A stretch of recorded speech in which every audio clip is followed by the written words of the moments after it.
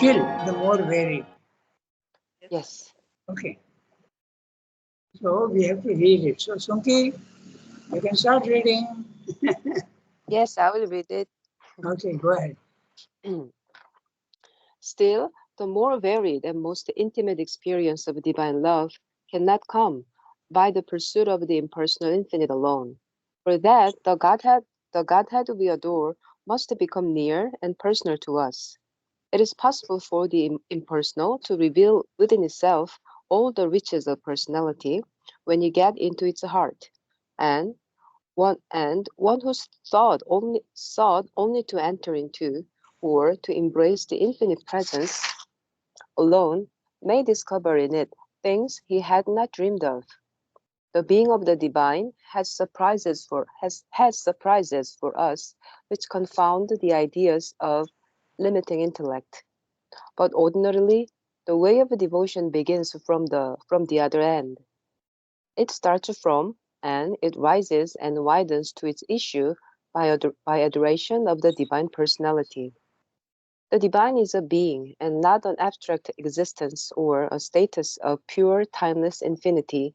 The original and universal existence is He, but that existence is inseparable from consciousness and bliss of being. And an existence conscious of its own being and its own bliss is what we may well call a divine infinite person, Purusha. Moreover, all consciousness implies power, Shakti. Where there is infinite consciousness of being, there is infinite power of being, and by that power, all exists in the universe. All beings exist by this being. All things are the faces of God.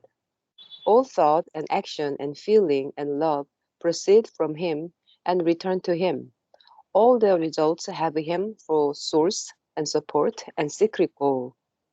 It is to this Godhead, the being, that the bhakti of an integral yoga will be poured out and uplifted. Transcendent, it will seek Him in the ecstasy of an absolute union. Universal, it will seek Him in infinite quality and every aspect and in all beings with a universal delight and love. Individual, it will enter into all human relations with Him that love creates between person and person. Okay, so what Chandra is saying here, we are in the chapter The Mystery of Love. Okay, the mystery of love. Because love is a very strange thing. For love, you need two. You need the lover and the loved. But in the path of Jnana Yoga, you go to only oneness. You become the divine. So it seems logically that love is not possible in the Jnana Yoga path. That is true only if you limit yourself to the lower levels of the spiritual planes. But if you go sufficiently high, even that is possible. One can be there, you are one with the divine, and yet love can be there. So this is what he is describing. That's why it's a mystery. How can one be loving when there is nobody else? Okay? So that's what he's discussing in this paragraph. Okay? So we'll have a look at what he says. Still, the more varied and most intimate experience of divine love cannot come by the pursuit of the impersonal infinite alone. So, if you go through the Jnana Yoga path and want only the experience of the self, which is the cosmos, you are in an infinite and eternal consciousness, and it is ineffable and static. And there is nobody there. So, love is usually not possible there. That's what he's saying. Okay. Still, the more varied and most intimate experience of divine love cannot come by the pursuit of the impersonal infinite alone. You can cut, can. Impersonal infinite alone, also you can have love, but not all the aspects. That's what he's mentioning. Look at the words varied and intimate experiences. For that, you need to experience the divine personally. Okay? For that, the Godhead we adore must become near and personal to us. So for that, he should have put a comma for our stupid understanding, but he doesn't use commas, same though. For that is what? To get the most varied and intimate experience. Okay? You have to get the experience of the divine as a person. Okay? The Godhead we adore must become near and personal to us. It is possible for the impersonal to reveal himself to itself. Not the word itself, impersonal. Not himself. Himself would be personal. It is possible for the impersonal to reveal within itself all the riches of personality when we get into its heart. And one who sought only to enter into or to embrace the infinite presence, which is the path of knowledge, okay, alone may discover in it things he had not dreamed of. The being of the divine has surprises for us, which confound the idea of the limiting intellect. Our intellect is very, very limited, and its main character is division. It starts dividing everything, okay? Separation. So, if it is separating, then you can't have all the aspects of the divine love. That's what Sri pointed out. But ordinarily, the way of devotion begins from the other end. That is to say, you don't start with knowledge. You start with the idea of bhakti, okay? The other end. But ordinarily, the way of devotion begins from the other end. That is the way of bhakti. It starts from and arises and widens to its issue by adoration of the divine personality. When you are worshipping Krishna, or you are worshipping Mother and Shrivdo, or your own Guru, okay, that's a personal aspect. The divine is a being and not an abstract existence or a status of pure timeless infinity. This is what you experience of the divine in the path of Jnana Yoga, by concentrating mind and making it silent. Okay? The divine is a being and not an abstract existence or a state of pure timeless infinity. Pure timeless infinity, absolutely the impersonality of the divine. The original and universal existence is He. Okay? He. He with an H cap. That means He is a person. And that's exactly what the Gita also says. Now, you go to the highest level, you have the Purushottama. Uttama Purusha. It's a person. Okay? However much the others may deny, because they are in the lower planes of consciousness. Okay? Any host, any number of people who have experienced the impersonal aspect say there is no God. There is no God, that's your imagination. But that's absolutely wrong, because they limit themselves to the lower. But it is so satisfying that you can make the mistake of thinking that's the last. It is not the last. In fact, there cannot be a last stage for the divine. Because if there is a last stage, he is limited. How can he be limited? So, end to his illimitation. All right.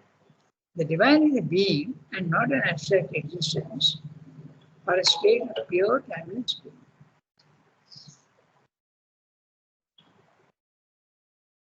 It is inseparable from consciousness and bliss and pure. And an existence conscious of its own being, its own bliss, is what we may well call a divine infinite person, Purusha. So this Purusha is fully conscious of his own consciousness and own bliss and in existence. Moreover, all consciousness implies power and Shakti. Power is Shakti. We are using a Sanskrit word, and the power is the English word. We just saying what. Where there is infinite consciousness of being, there is infinite power of being. And by that power, all exists in the universe. Remember, power is necessary, because if it's only being, which is static, it's at a higher level. There can be no universe without power. Because power implies movement, okay, and mutability. Therefore, the world has to have power. Okay. In fact, you can see, when the river is growing, it requires power. When the sunlight is shining, it requires power. Okay. When we move, we require power. Everything is movement in the physical world. Therefore, power is always there. all beings exist by this being. This is an idea which he gives again and again. It's only the divine who is self-existent. The universe is not really self-existent. It depends on the divine. So this he's saying now, the same thing he is putting in different words. All beings exist by this being. All things are the faces of God. All thought and action and feeling and love proceed from Him and return to Him. All their results have Him for source and support and secret goal. It is to this Godhead, this being, that the bhakti of an interior yoga will be poured out and uplifted. So, the interior yoga will go to this, the transcendent, the Purushottama, or Sriyamda calls it Ishvara. Okay? Transcendent, it will seek Him in the ecstasy of an absolute union. Now comes the sentence which will slightly puzzle you. Absolute union, and yet there can be Ananda. Okay? So that's what he had been saying earlier. It will seek Him in the ecstasy of an absolute union. Universal, it will seek Him in infinite quality and every aspect and in all beings with a universal delight and love. This is the Saguna quality. The Jnana Yoga path normally goes to impersonality, which is the Nirguna, okay, quality less. But in the universe, you have the Saguna, infinite qualities. Everything that you see in the physical world, plants, animals, stones, minerals, everything is infinite quality. Okay? So the divine is here as well as in the transcendent where he is Nirguna. It will seek Him in the ecstasy of an absolute union. Okay? Universal. In other words, why is he saying all this? Because in the Jnana Yoga, in the interior yoga, you have to have all the three. You must have Jnana, you must have Bhakti, and you must also have the flawless karma. All the three. So if you go through the Jnana Yoga, then the question may arise that you are not going to see the personal aspect. So simply saying that is possible. But you have to go sufficiently high. If you don't go sufficiently high, you will see only the impersonal aspect. Okay? Again, we come back to the idea of the three levels. Level 1 at our normal level, level 2, the spiritual planes of consciousness, where it is possible to have only the experience of the impersonal, the Nirguna. But you go to the third level, where it is the Purushottama or the Ishvara consciousness, which is the supermind, corresponds to the supermind. You have all the aspects, impersonal as well as personal. Okay? Universal, it will seek Him in infinite quality and every aspect and in all beings with universal delight and love.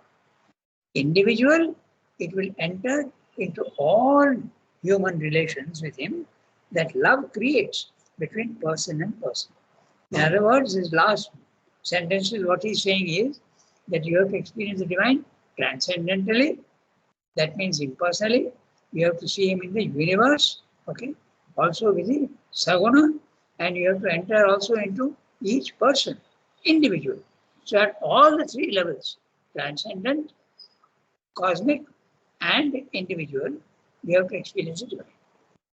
Bhakti Yoga usually experiences the divine either in the universe or within yourself. And if you see the divine within yourself, you normally don't see Him in the universe. And if you see Him in the universe, in trees and plants and animals, you see the divine presence everywhere, you may not see Him within yourself. Sriyamda says that very clearly elsewhere. But Sriyamda wants a man, interior yogi, to experience all the levels together. Love must be there, Ananda must be there, and your karma must be faultless. Okay? We can now read the next one. It may not be possible to cease from the beginning, naturally. So, who will read next?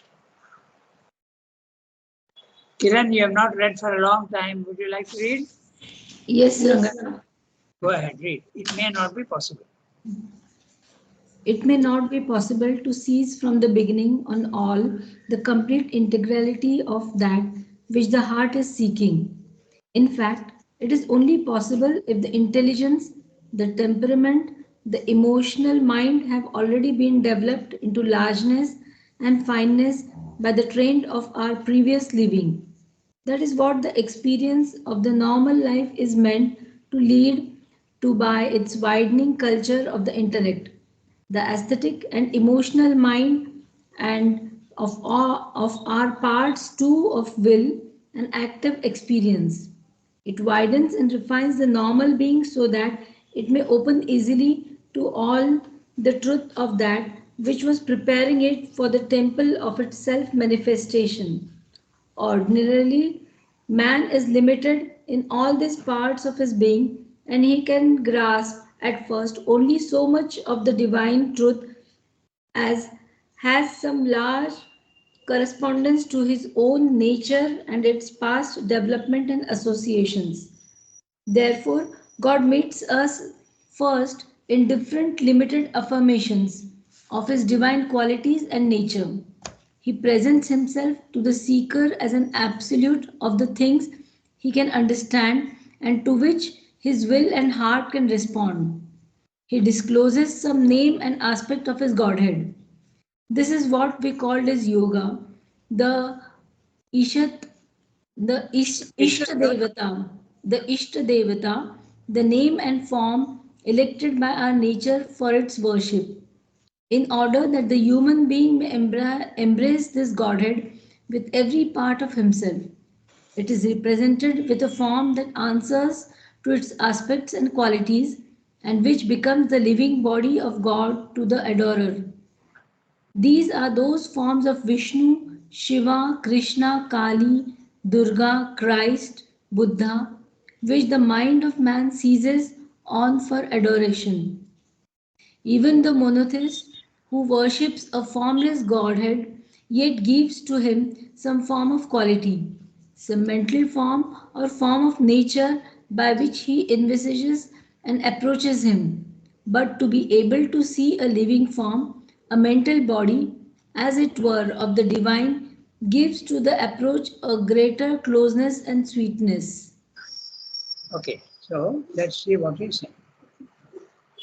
So he's saying, it may not be possible to see from the beginning on all the complete integrality of that which the heart is seeking. Naturally not, because everybody is wanting integrality. But integrality is not so easy. It comes to the very last stage. Okay. So, in fact, it's very doubtful if anyone has done it except mother and children. Okay. So, integral with the heart is seeking. In fact, it is only possible if the intelligence, the temperament, the emotional mind have already been developed into largeness and fineness by the trend of a previous living. Only in your past lives, whether you have developed yourself sufficiently, and in this life, because of the past development, it may be possible for you to have the knowledge of the divine and love of the divine in integrality, outside the universe, in the universe, and within yourself. Okay?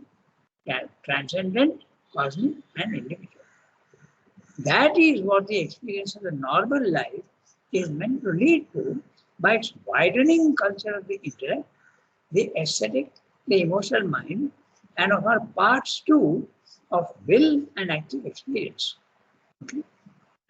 That is what the experience of normal life is meant to lead to. Okay?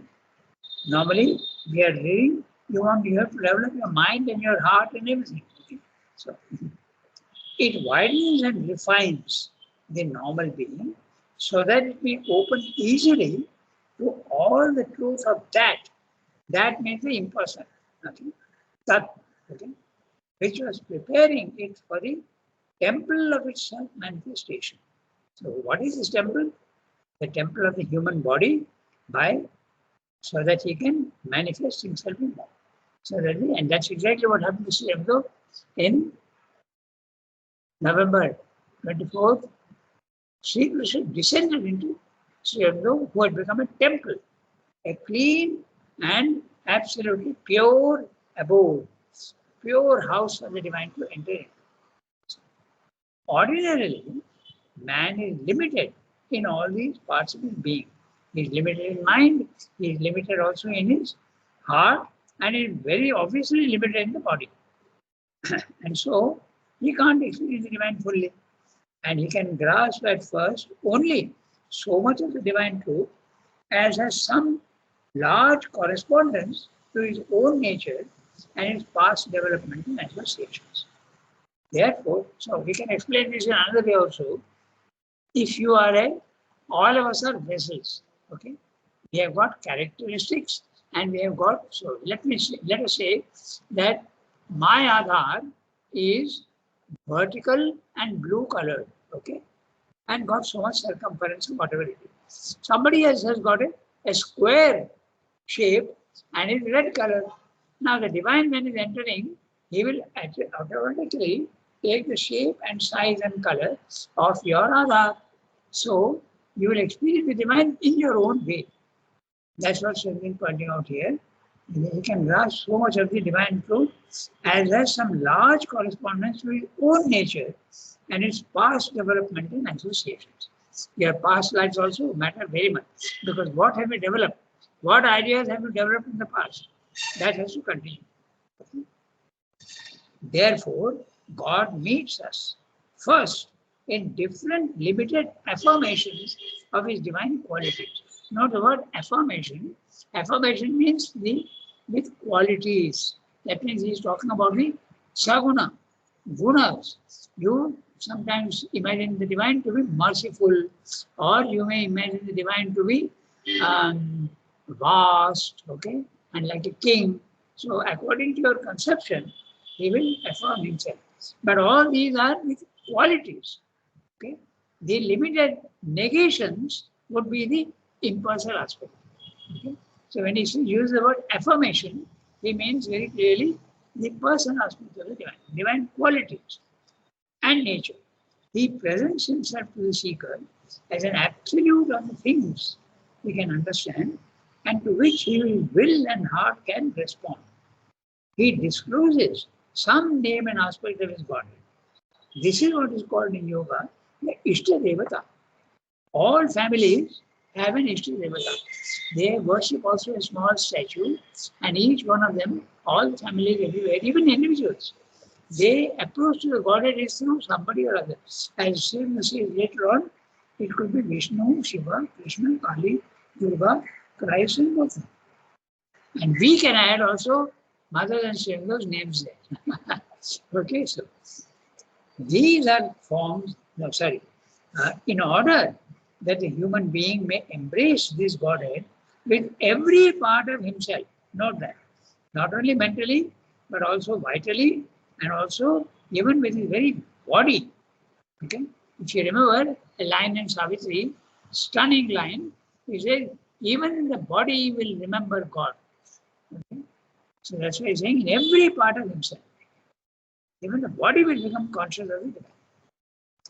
It is represented with a form that answers to its aspects and qualities and which becomes the living body of God to be adored. These are those forms of Vishnu, Shiva, Krishna, Kali, Durga, Christ, Buddha. With the mind of man seizes on for adoration.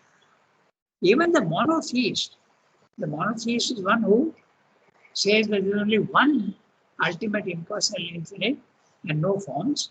He's saying even the monotheist who worships a formless Godhead yet gives to him some form of quality, some mental form or form of nature by which he envisages and approaches him. All human beings being imperfect and limited, your conception of God will be limited. And limited means saguna. So you will go through any one aspect. Either kindness, okay, or your thing may be something else, or he is going to give you a knowledge, okay, he may give you something else. He is a satisfier of your desires. Depends on what your conception is. Okay. Even the monotheist gives the formless God a form. That's what said this. yet gives to him some form of quality, some mental form or form of nature, by which he envisages and approaches it. Mental form, very clear. In your mind, you give some, or mental form of nature. Sometimes you worship the divine in forms in nature. They have that also. All the gods have got their own vahanas. Huh? Kartik goes on a peacock, Shiva goes on a bull, okay? Durga goes on a lion. So these are also forms of nature. So, but to be able to see a living form, a mental body, as it were, of the divine, gives to this approach, a greater closeness and sweetness. To be able to see a living form, a mental body, as it were, of the divine, gives to this approach a greater closeness and sweetness. So, it's almost impossible not to think of the divine as a person. That's what Swami is saying. Even if you go the monotheist way or the Jnana Yoga path, ultimately you will have to think of him as a person. Okay, so we have since 13 minutes to go. We can read one more time. The way of the integral yoga. Rangada, Yes, what is the difference between Adar and Swabhava? Swabhava and Adar, you mentioned here Adar. I'm not getting the second word. I think the spelling is Adhar, the vessel, the Sanskrit word for vessel. Adhar. Oh, Adhar. Aadhaar. I understand. The Aadhaar is the build of your body, mind, life. The Aadhaar is a container. Your container is the body, mind, life. Okay? Aadhaar has to be ready. That's why they say that if the Aadhaar is not ready, spiritual life is not possible. So Aadhaar is your outer being, outer nature. Okay? Aadhar can also be your base or support. And your body, mind, life is your base and your support. That's right. So that's different from Swabhava then. Swabhava. Swabhava is your psychological nature. Okay. Yeah, thank you. That's my question. Okay? Yes. So we can read the next one. I think we have time to read the third para today. So who will read? Shilpa, can you read?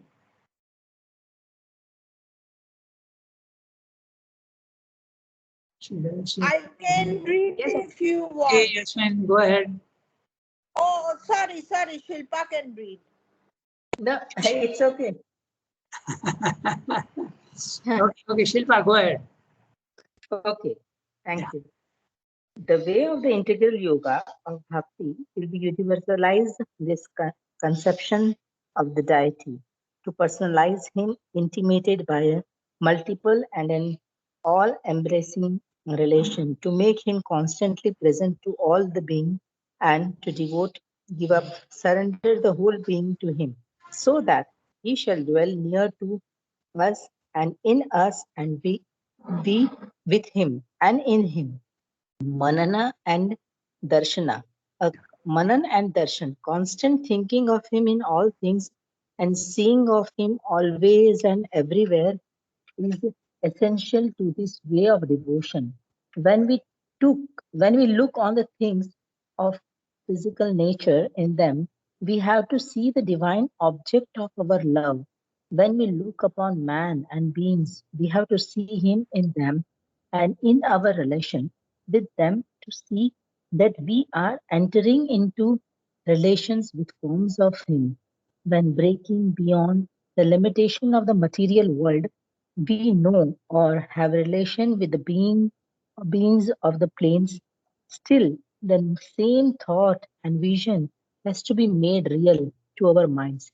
The normal habit of our mind, which are open only to the material and apparent form, and the ordinary mutilated relation, and ignore the secret Godhead within, has to yield by an by an unceasing habit of all embracing love and delight to this deeper and ampler comprehension and this greater relation. In all Godheads, we have to see this one God whom we worship with our heart, and all our being, they are forms of His divinity. So, enlarging our spiritual embrace, we reach a point at which all is He, and the delight of this consciousness becomes to us our normal, uninterrupted way of looking at the world. That brings us the outward or objective universality of our union with Him. Okay, so not a very big para, but okay. The way of the integral yoga of bhakti. So, in yoga of bhakti can be without the integrality, because integrality means you must have at a transcendental level, at the universal level, as well as the individual level.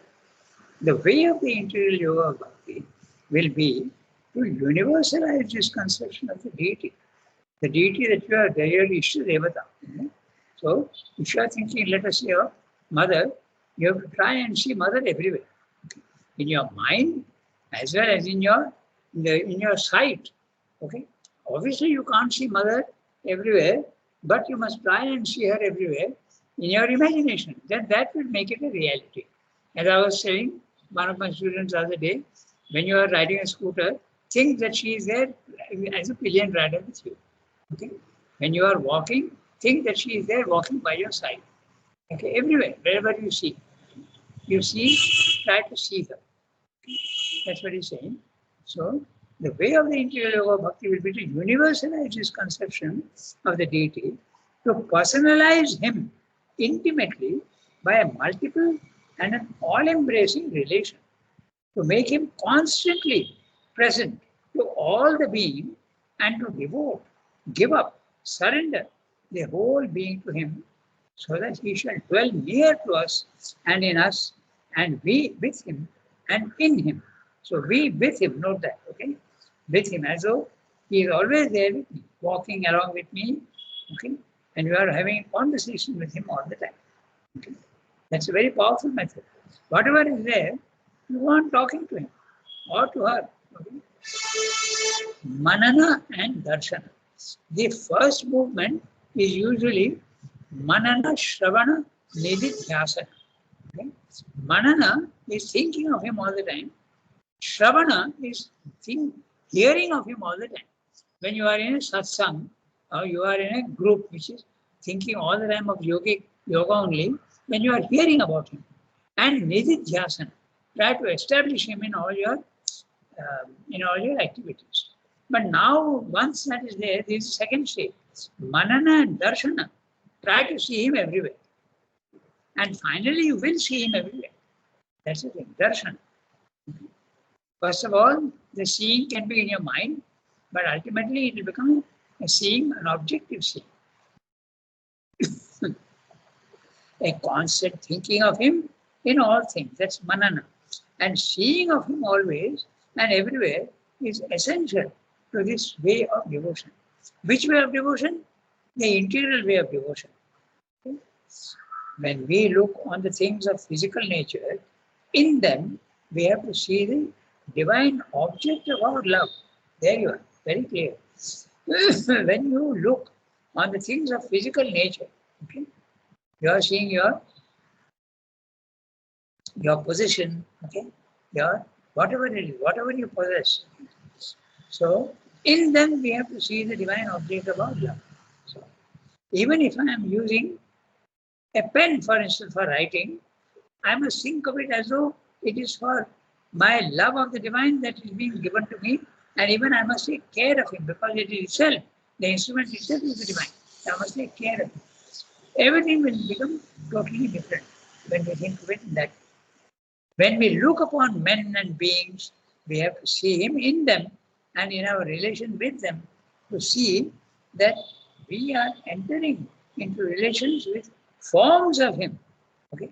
Even if I have a relation with somebody, human being, I must think that I am having a relation with the divine in him. Not easy, obviously. Okay. When breaking beyond the limitation of the material world, we know or have relations with the beings of other planes. So that also comes with us. So when you start thinking of it in the physical world, then that happens also in the beings of the other planes. We know, for instance, that in the vital world, there are all sorts of elves and gnomes. Those are the beings that exist. Then in the mental world, you have Gandharvas, Kinnaras, okay, Rudras. There are many, many beings, semi-divine beings, they are called, are open to the made real to our mind. Okay. Still, the same thought and vision has to be made real to our minds. The normal habit of our minds, which are open only to the material and apparent form, and the ordinary mutilated relation, and ignore the secret Godhead within. That's what we normally do. We only think of the outer form. Has to yield by an unceasing habit of all-embracing love and delight to this deeper and ampler comprehension and this greater relation. Everything you're trying to see the divine everywhere. Okay. In all Godheads, we have to see this one God whom we worship with our heart and all our being. They are forms of His divinity. He is there everywhere, and they are only forms of His divinity. So enlarging, in other words, in this way, enlarging in this way our spiritual embrace, we reach a point at which all is He, and the delight of this consciousness becomes to us our normal, uninterrupted way of looking at the world. You see the divine everywhere. Omnipresence becomes obvious. That brings us to the outward and objective universality of our union with Him. So you see Him in the universe. That's what it says. So we can stop here today. We have only 2 minutes left. So inwardly, the image of the beloved. That's the next one. We'll read that next time. Page 602, inwardly. Yes, I make a note. Okay. Thank you, Rangada. Okay. Au revoir, everybody. Have a nice day. Thank you, Rangada. Bye. Bye. Au revoir, everybody.